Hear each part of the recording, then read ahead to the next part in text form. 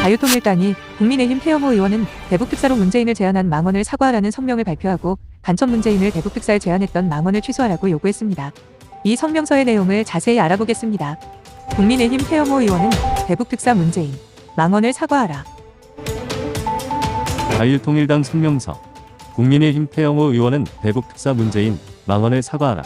국민의힘 강남구 국회의원 태영호는 북한의 엘리트 출신으로서 북한 체제의 환멸을 느끼게 되어 영국 공사로 근무하던 2016년 8월 치밀한 계획하에 가족들과 함께 대한민국에 입국하여 큰 충격과 많은 감명을 주었고 2020년 탈북자 출신으로는 최초로 그것도 서울 강남구에서 대한민국 국회의원이 되었다.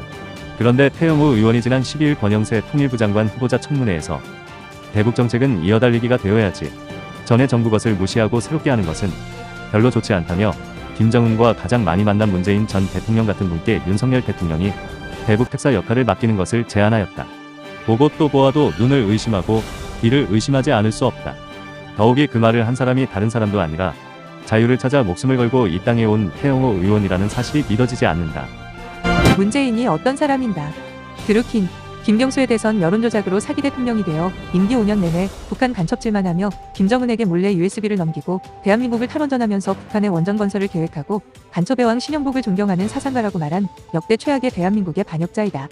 2019년 4월 고성에 대형 산불이 발생하자 불이 북한으로 번질 것을 먼저 걱정하던 문재인이다. 어떻게 이런 자를 대북특사로 보낼 생각을 한다는 말인가? 청문회 자리는 농담을 하거나 국민들에게 인기를 끌기 위한 자리가 아니다. 태영호 의원의 발언을 좋게 받아들이자면 아직도 문재인을 지지하는 국민들의 마음을 달래려고 하였다고 해석할 수도 있을 것이다. 아니면 김정은의 항명한 문재인을 북한으로 보내어 마오제탕광으로 보낼 계획이었나? 만일 그런 것이라면 본뜻을 국민들에게 고백하고 사과하여야 할 것이다. 만일 이 사태에 대하여 제대로 된 사과나 해명 없이 어물쩍 넘어간다면 태영호 의원의 정치 생명은 물론이고 그동안 쌓아왔던 자유를 향한 열정과 노력은 한순간에 모두 끝나버리고 말 것이다. 그리고 태영호 의원을 지지했던 많은 국민들 역시 더 이상 태영호 의원을 지지할 아무런 이유가 없다.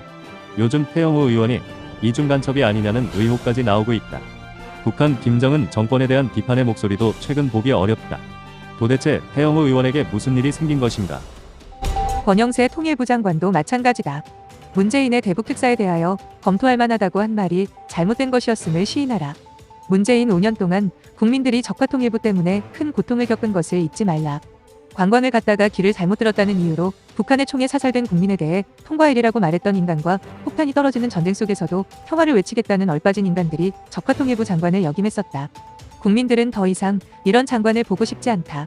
대한민국의 통일부는 적화통일부가 아니라 자유통일부가 되어야 한다. 권영세 장관은 쓸데없는 생각하지 말고 대북전단금지법부터 폐지시키고 자유북한운동연합에 대한 사단법인 설립 취소 처분을 직권으로 취소하라. 가난과 굶주림으로 고통받는 북한 주민과 대한민국 국민들에게 많은 감명과 꿈을 주었던 태영호 의원은 속히 국민들께 사과하고 간첩 문재인을 대북특사에 제안했던 망언을 취소하라. 2022년 5월 16일 자유통일당.